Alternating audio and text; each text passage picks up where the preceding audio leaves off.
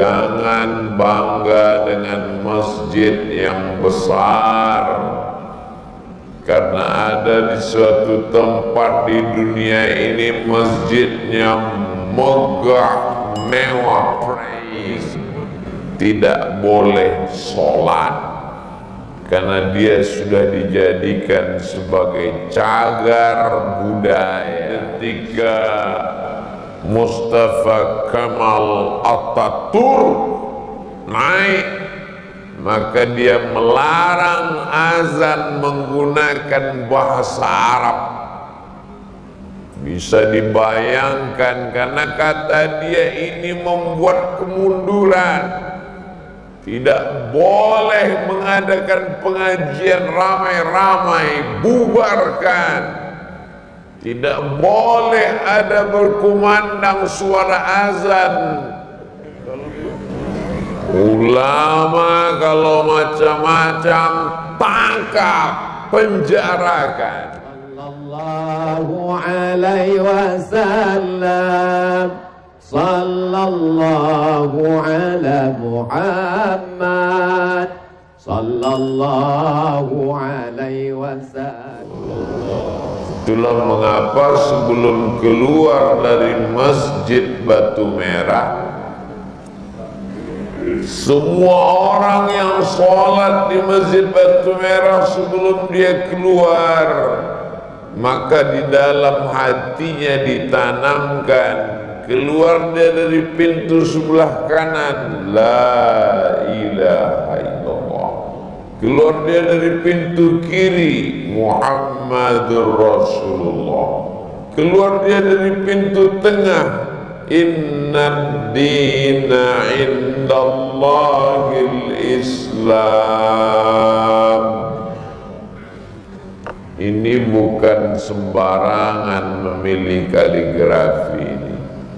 Ini menunjukkan bahwa siapapun kita, keluar kita bertetangga dengan siapapun, sahabat, satu bangsa, satu negara, satu kantor, berjiran, tapi di dalam hati kita ingin mati dalam keadaan la ilaha illallah Muhammadur Rasulullah. Jangan bangga dengan masjid yang besar, karena ada di suatu tempat di dunia ini masjidnya megah, mewah, disebut dengan Masjid Al-Hamra. Hamra diambil dari kata ahmar. Ahmar artinya merah. Hamra, masjid merah, karena memang terbuat dari batu granit yang merah termahal pada zaman itu. Tapi hari ini tertulis di dalam masjid itu, forbidden for praying, tidak boleh sholat, karena dia sudah dijadikan sebagai cagar budaya, sebagai museum. Padahal dulu di sana lahir ulama-ulama besar. Kalau kita membaca kitab Hikam ditulis oleh Imam Ibnu Athaillah As-Sakandari, beliau punya guru namanya Imam Abul Abbas Al-Mursi. Al-Mursi berarti berasal dari Mursia, karena biasanya ujung nama itu menunjukkan asal daerah. Al-Mursi, Mursia. As-Sakandari, Alexandria. Al-Qurtubi, Cordova. Al-Amboni, Ambon. Riau. Biasanya ujung nama itu menunjukkan asal daerah dia. Imam Abul Abbas Al-Mursi dari Mursia. Imam Ibnu Athaillah As-Sakandari dari Alexandria, dan ada penulis tafsir yang mulia namanya Imam Al-Qurtubi dari Cordova, ada Imam Al-Ishbili dari Sevilla. Negeri-negeri itu dulu 700 tahun berkumandang la ilaha illallah Muhammadur Rasulullah, tapi pada akhirnya tumbang, tak lagi ada syiar. Sampai akhirnya datang seorang anak muda, seorang turis sampai ke masjid itu. Allahu Akbar, Allahu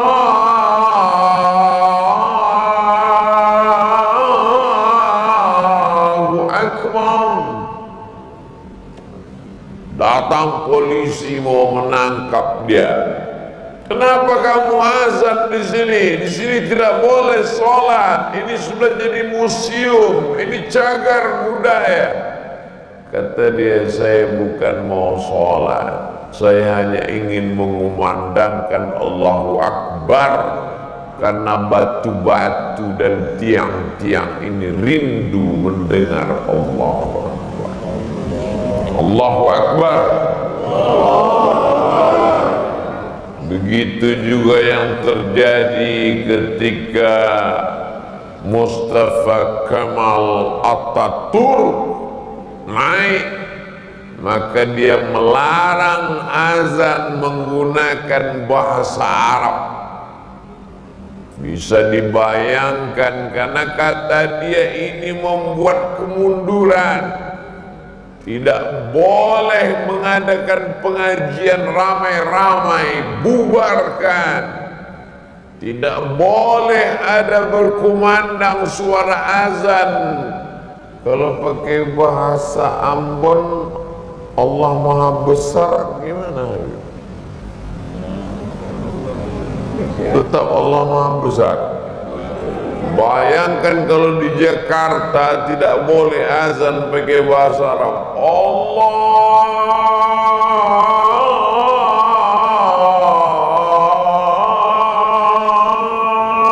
gede banget.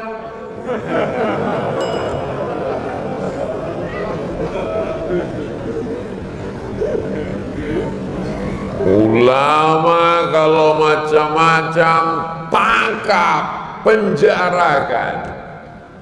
Tapi ada satu ulama yang Masya Allah tabarakallah, dia hanya mengajarkan Al-Quran.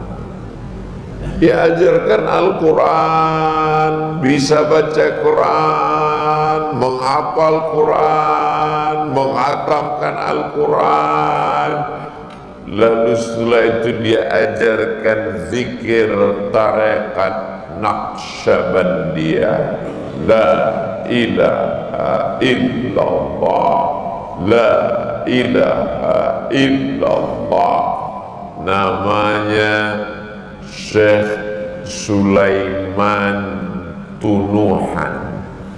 Dan hari ini apa yang terjadi? Pesantren tahfiz Quran terbesar, terbanyak di dunia, bukan dari Mesir, bukan dari Saudi Arabia, tapi dari negeri yang dulu pernah dikumandangkan azan berbahasa Arab, yang pernah orang dilarang untuk pengajian. Dan negeri itu sekarang menebarkan sekolah-sekolah. Ini maknanya jangan berbangga dengan masjid yang besar, jangan angku dan sombong dengan jumlah yang banyak. Hari berganti, musim berubah, zaman bisa saja berubah. Betul?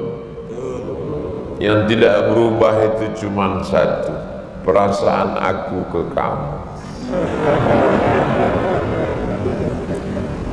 kita tetap sama-sama merasa bahwa kita adalah pencinta Nabi Muhammad sallallahu alaihi wasallam. Jadi kalau mau negeri tetap ada suara azan, tetap ramai sholat berjamaah,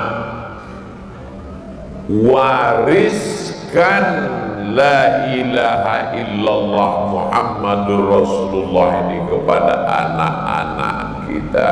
Siap? Kemarin ketika saya dibawa lewat di depan ini jalan yang ramai luar biasa oleh Habib Rifki Al-Hamid sore kemarin, saya lihat ada pentas rame. Apa? Lomba hadrat.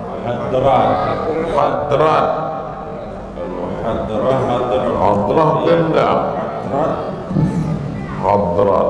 Oh, masya Allah, tabarakallah. Saya lihat anak-anak. Ini dalam rangka apa ini Habib?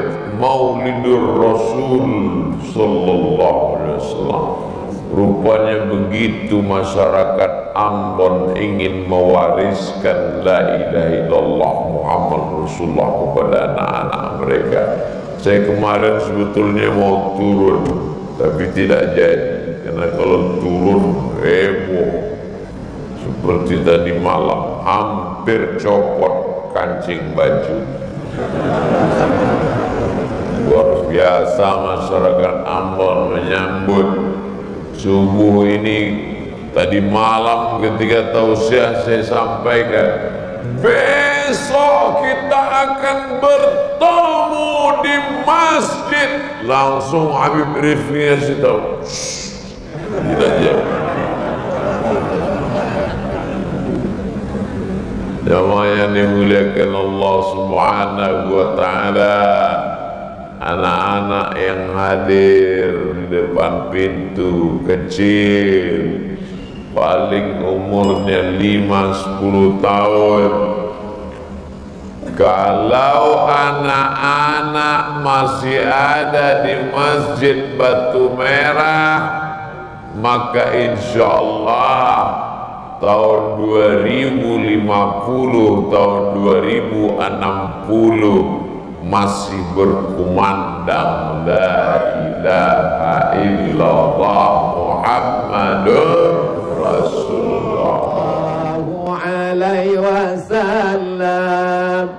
Sallallahu ala Muhammad sallallahu